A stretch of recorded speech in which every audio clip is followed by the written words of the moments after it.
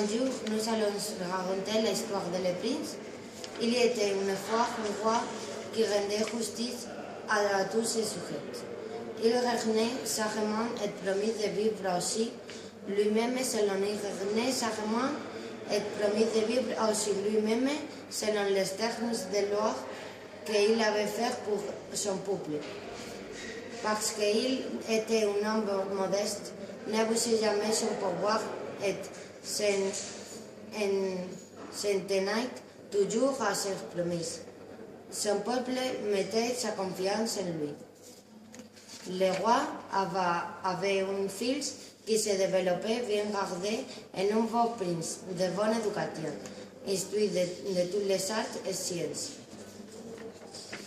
Mais vu qu'il était l'unique fils du roi et ce que celui l'aimait de tout son corps, on lui passait bien de marchandises.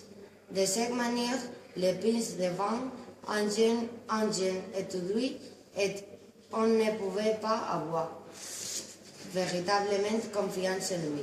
Ce n'est pas qu'il mentait, mais on ne pouvait pas vraiment compter sur ses mots.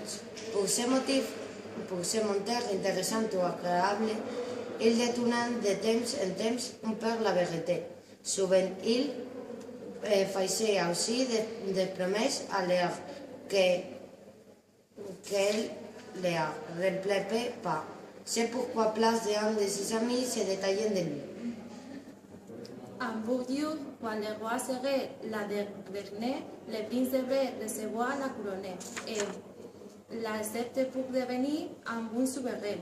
L'insuffisance de son fils désolait le roi et il l'exhortait constamment à ne tromper point ses amis, car une sincérité serait plus convenable au roi à venir.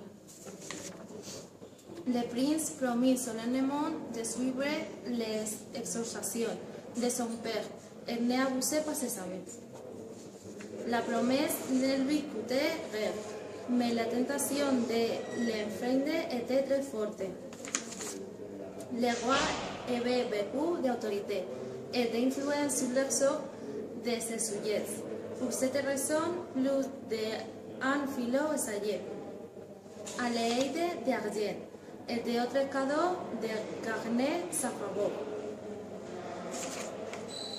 Mais le roi résistait à toutes les tentations et suivait le principe que toutes ces décisions devaient servir au bien-être de tous ses sujets.